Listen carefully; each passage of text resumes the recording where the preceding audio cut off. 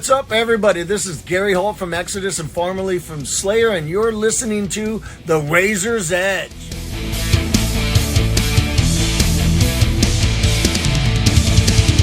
Okay, I'm here with Joe from Pijn. Welcome, Joe. Thank you for taking the time to speak to The Razor's Edge.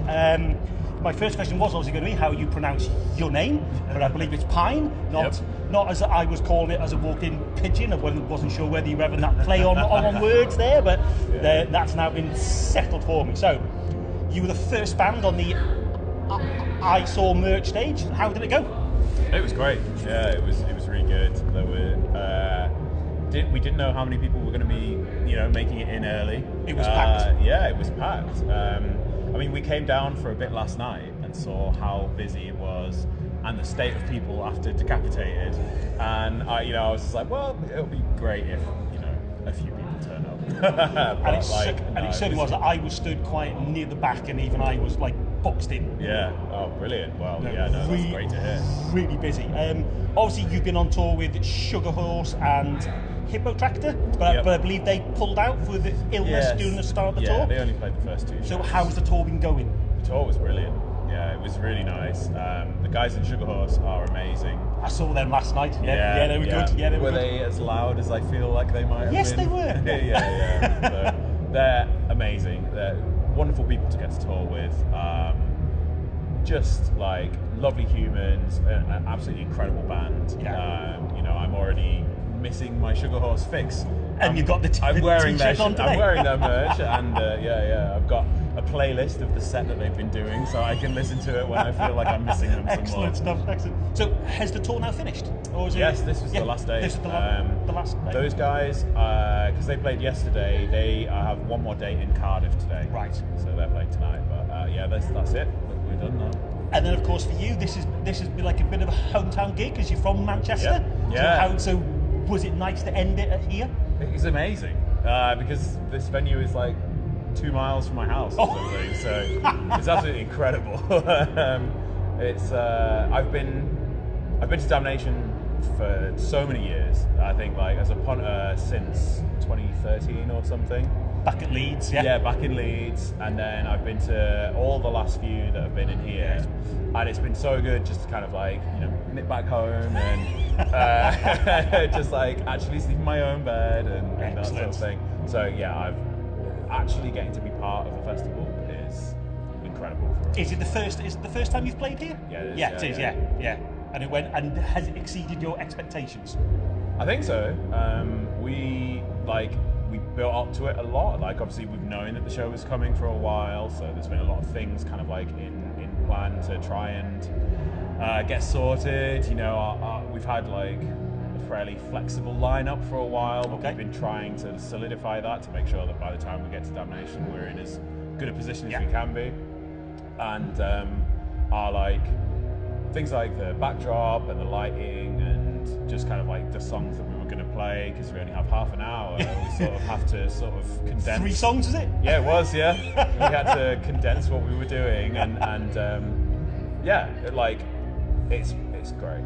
It was so good, and it looked like everyone had a really nice time out front as well. Well, so. Yes, as I say, from a punter point of view, I really enjoyed it. I thought it was absolutely superb. So obviously you played songs from your latest album, From Low Beams of Hope, which personally I think is quite an enchanting piece of music. Talk about the recording process. How would you go through it? Well, it took a long time. So I run the studio that we recorded in. So we did. The songs have been written. So they started being written in like 2019 or something. Oh wow! And I think in like around 2021 we had like one finished version of the album. And then post sort of like pandemic, we had a few people sort of leave because life changes with that much time and things like that. So it was a case of bringing in new people and then redoing and tweaking what we had already. So we kind of recorded it twice.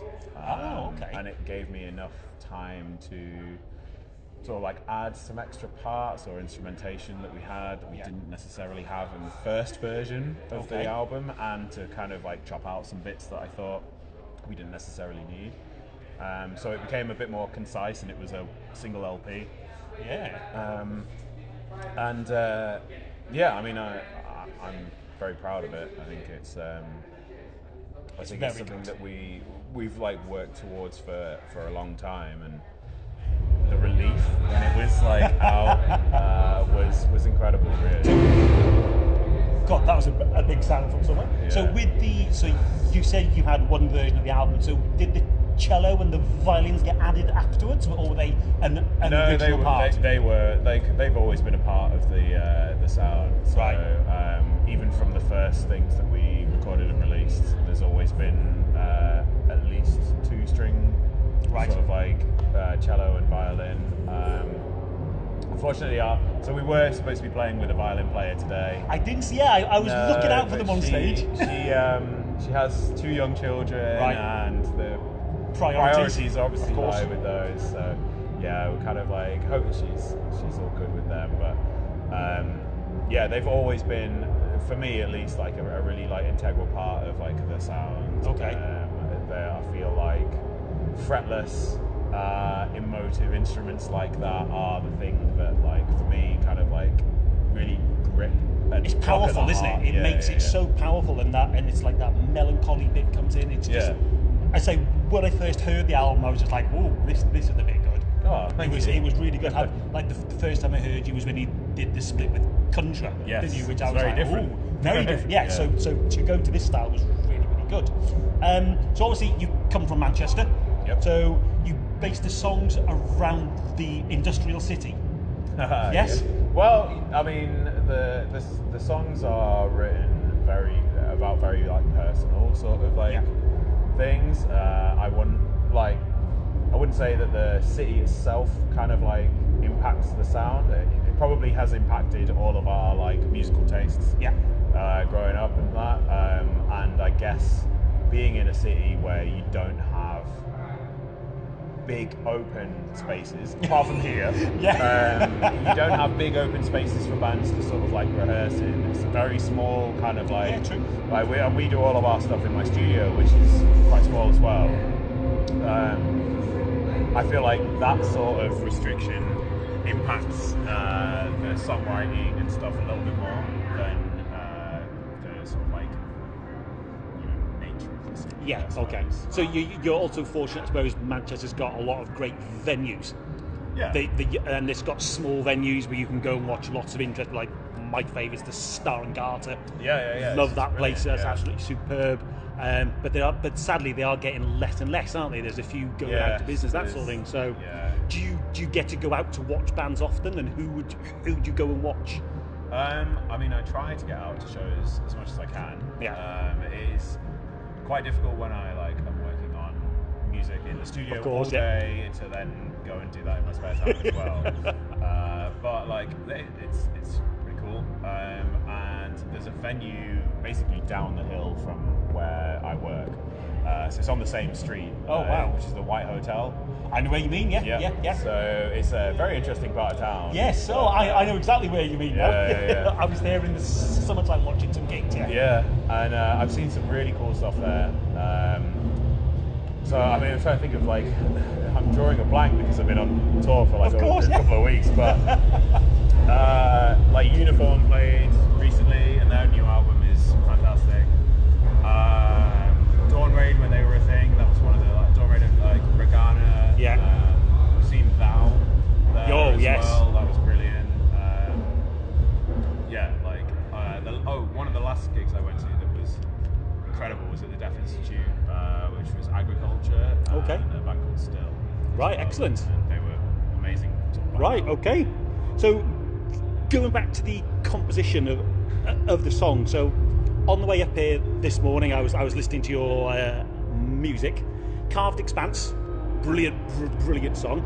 A lot of your songs are over 9-10 minutes long. Yeah. Is there a time that you think, right, okay, well, we want to do a shorter song?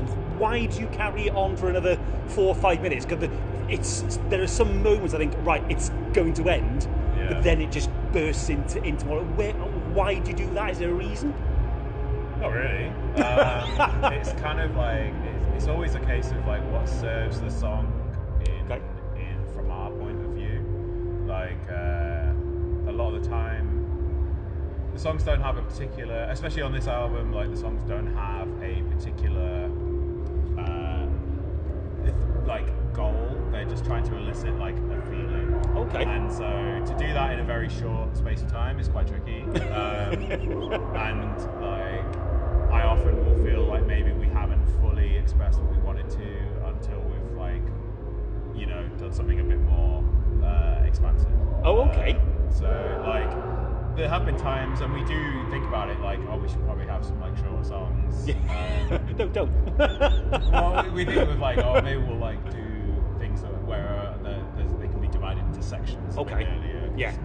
they do kind of feel like it's like movements of like classical pieces and stuff, rather than like this is the first song and this is the second song. It's kind of like, well, they're probably all one song, but they just are drifting through different things. So yeah, that's just kind of the way that we work, and I guess the nature of the instrumentation sort of dictates that those longer songs are just kind of like fall in a little bit easier. It feels like you're on some sort of journey with like each song. Like I can feel my mind going from this to this to this. Yeah. So great. do you get that when you're on stage? Do you feel Yeah, there's like, I guess like, because I know the intent and the feelings that I had when we were writing it.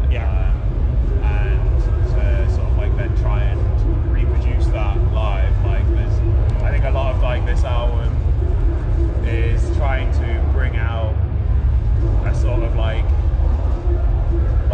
having gone through very difficult stuff to the sort of like elation afterwards, and that kind of like I don't know, for me there's some bits where it sounds silly to be like, it sounds like triumphant, but it sort of feels like that, and like every time that we get to play it, it feels like a little victory, because like, you know, I didn't know whether the band would carry on at a certain point and stuff, so to still be doing it and to still be here and to get to play to like crowds like today, those sort of feelings will be like amplified massively for us, so do you sort of find that you have to adapt your sound or your set list to when you're doing a festival rather than the clubs?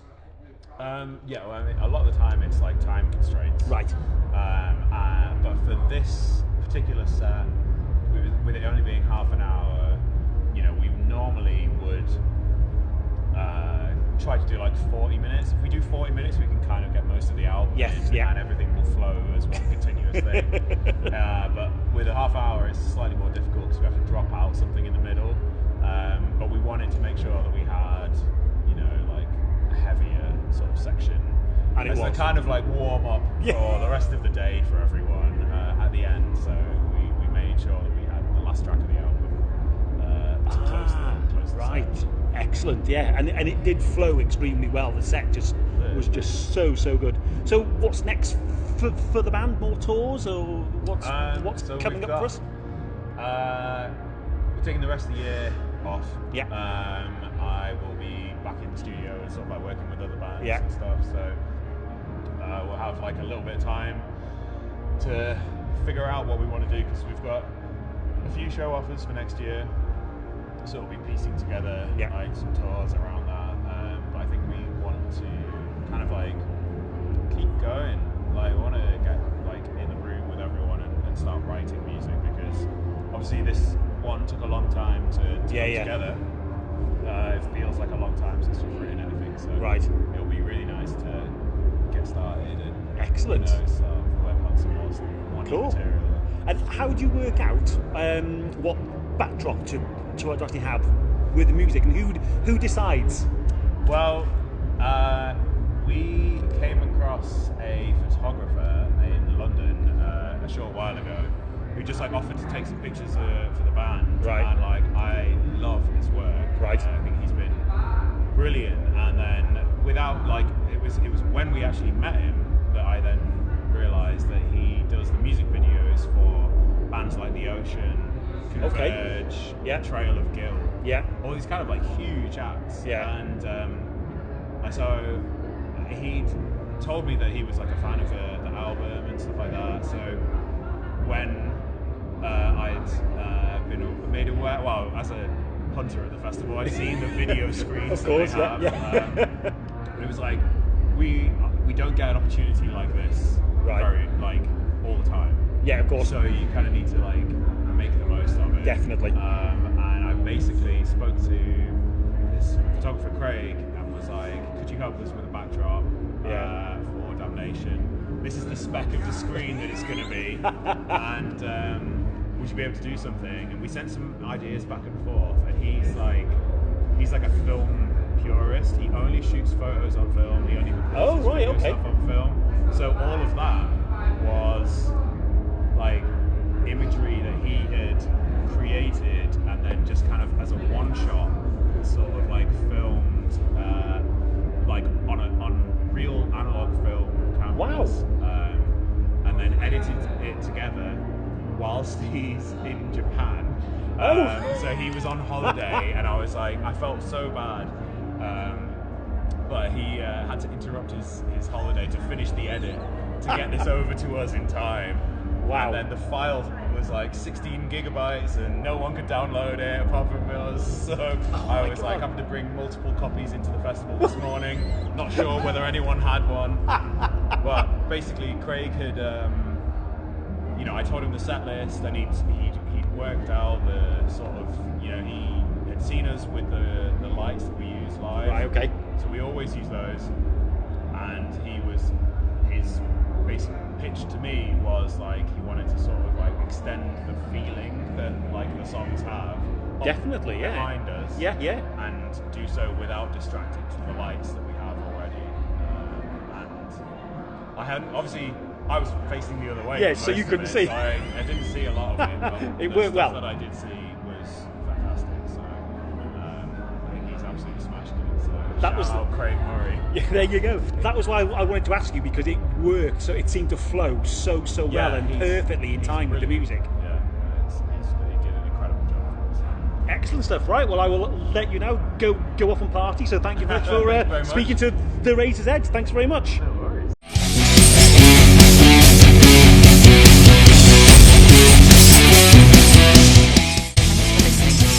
Make sure you keep up to date with all of our interviews by subscribing to our channel.